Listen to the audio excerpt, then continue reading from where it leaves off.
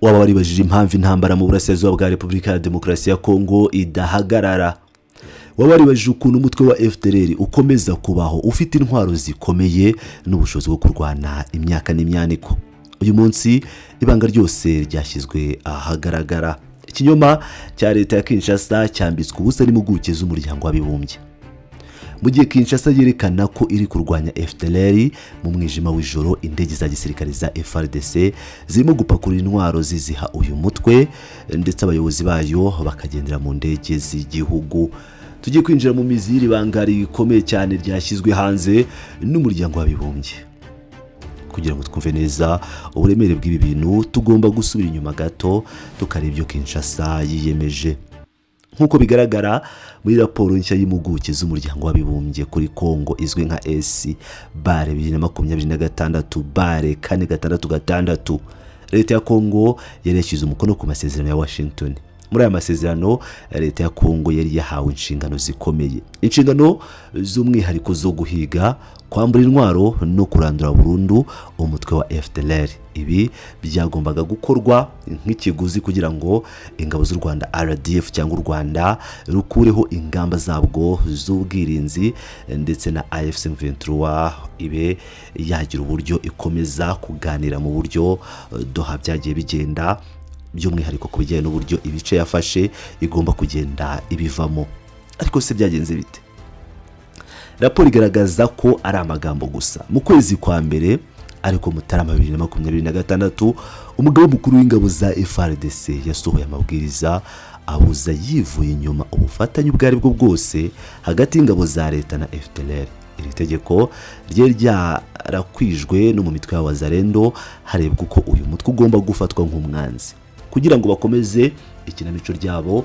Guhera tariki ya 30 Werurwe 2026, FARDC yohereje abasirikare kabuhariwe bazwi nka IBU, cyangwa se abasirikare batayo yo mu ishyamba bavuye Kisangani berekeza i Warikare, mu gikorwa bise ko ari cyo kurandura FDLR.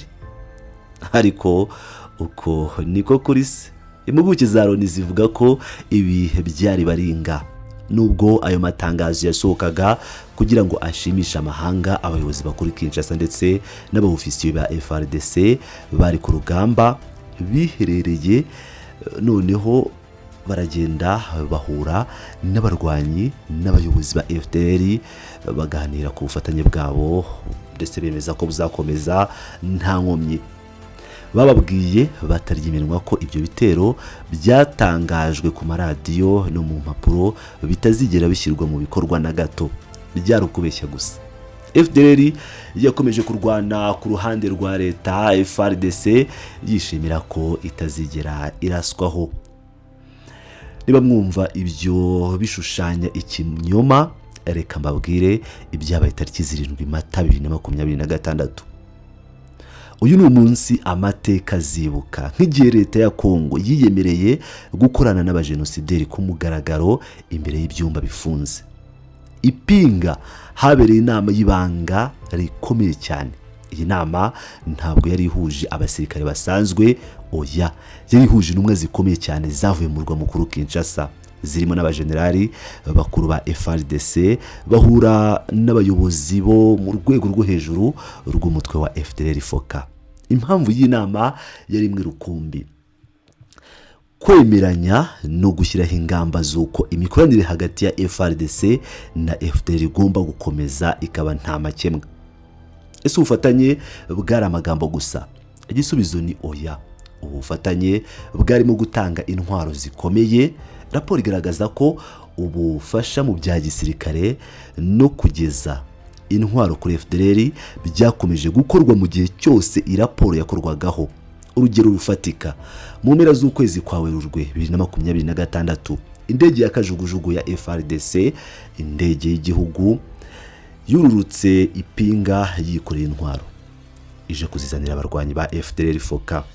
Uwari uhagarariye kwakira izo ntwaro yari uwiyita General Majoro uzabakiriho Cyprien, uzwi cyane ku izina rya Kolomboka niyo Tedium Mugisha. Uyu mugabo we n'ingabo uyu mugabo n'ingabo ze bari bakubutse ku rugamba barwanagamo na AFC M23 ndetse na RDF nk'uko iyi raporo bivuga muri teritwari ya Masisi. Nibyarangiriye aho kuko n'undi mutwe wa FDLR uzwi nka CRAP wari uvuye i Warikare waje ipinga gutwara ibyo bikoresho kugira ngo ubisubize i Masisi ku rugamba. Ibi kandi ntibyari bishya. Muri raporo bavugamo ko no mu mpera z'umwaka wa 2025 undi mutwe wa FDLR uyobowe n'uwitwa Togole nawe wagiye ipinga ugahabwa intwaro za koloneli Moke wa FARDC. Abikoze abitegetswe n'abamukuriye mu nzego za gisirikare za Kongo.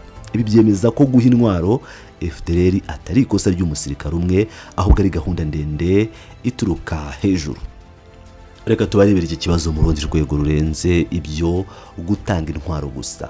Muri iyi minsi turimo kuvuga mu gihe abarwanyi bandikwagaho muri iyi raporo, FARDC n'abayobozi ba Kongo bakoreshaga abaofisiye ba FDLR bahawe inshingano zo guhuza ibikorwa cyangwa kugira ngo bategure ibitero bihuriweho. Aba baofisiye babaga bari mu itumanaho rya buri gihe n'abayobozi bakuru ba FDLR bari mu ishyamba nka Victor Byiringiro ndetse na Omega Israel.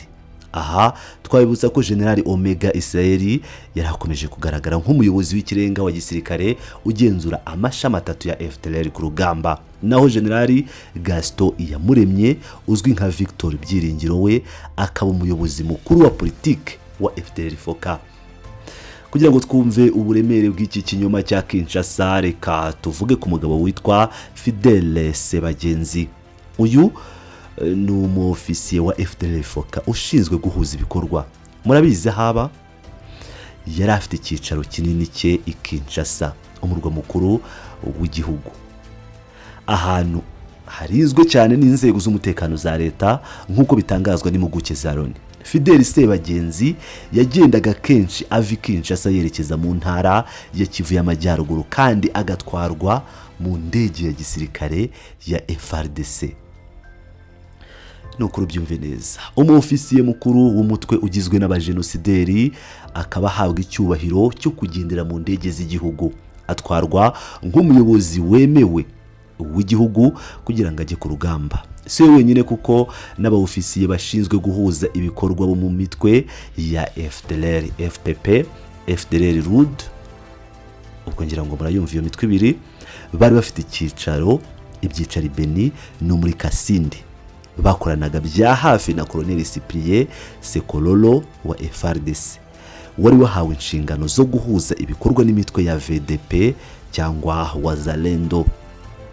Ubundi buryo bwakoreshwaga kugira ngo FDLR ikomeze kugaragara nkaho itariho ariko ikora ibitero byayo by'iterabwoba no kwihisha mu mitwe ya VDP cyangwa Wazalendo yashyizweho na leta. Abarwanyi ba FDLR rero bakomeje kwinjizwa ku bwinshi mu mitwe myinshi ya Wazalendo irimo nka CMC, FDP, FDDP ndetse n'umutwe wa APCLS. Ibi byatumye FDLR ibasha kongera umubare w'abarwanyi bayo idateje urusaku, dore ko gukorana na FDLR ku mugaragaro bitera ipfunwa amahanga ndetse na leta ubwayo. Aho bihishe muri Wazalendo bikaba biborohera kubona intwaro ntawe ubikanze. Impuguke za LONI zemeza ko abayobozi benshi ba FARDC ndetse n'abayobozi ba Kongo bari bazi ibi bintu kandi bakaba barabishyikiraga ku buryo bweruye.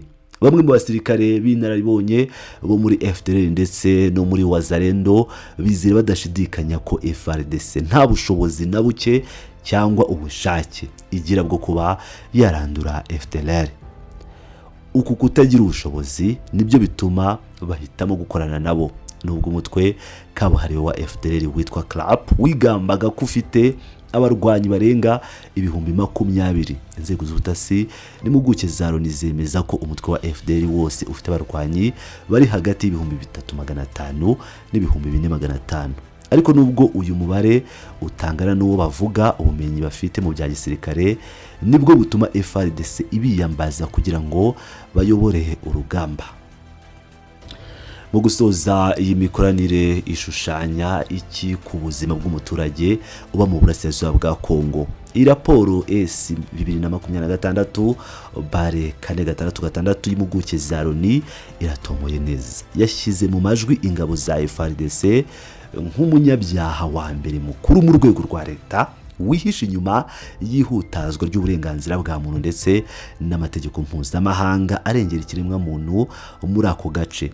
Gukorana n'imitwe yitwaje intwaro y'iterabwoba nka FDLR ntibitanga amahoro, ahubwo byongera akaga. Aba wazalendo bahawe intwaro bakavangwa na FDLR ntabwo basigaye inyuma mu kugira n'abaturage. Impuguke za LONI zabashyizeho ibyaha by'ubusahuzi bukabije bwakozwe mu gace ka Uvira, aho basahuye imitungo y'abaturage ku rwego rwo hejuru. Hari n'amakimbirane adashira hagati yabo ubwabo, aho barwanira imisoro itemewe n'amategeko baka abaturage b'abakene. Ibi byose bituma Kivu y'Amajyaruguru ikomeza kuba isibaniro ry'amaraso, amasezerano y'igihe gito asinywa ku mpapuro yirengagizwa mu bikorwa. Ese imikoranire ya Kinshasa na FDLR izageza akarere he? Ese kuba impapuro zisinywe Washington zitubahirizwa ahubwo hagakorwa inama z'ibanga ipinga zitanga intwaro mu mwijima w'ijoro, bivuze ko intambara mu burasirazuba bwa Kongo izahoraho? Leta ikorana n'abantu ivuga ko irwanya igamije iki? Nibazo tuzakomeza gushakira ibisubizo mu nkuru zacu zitaha.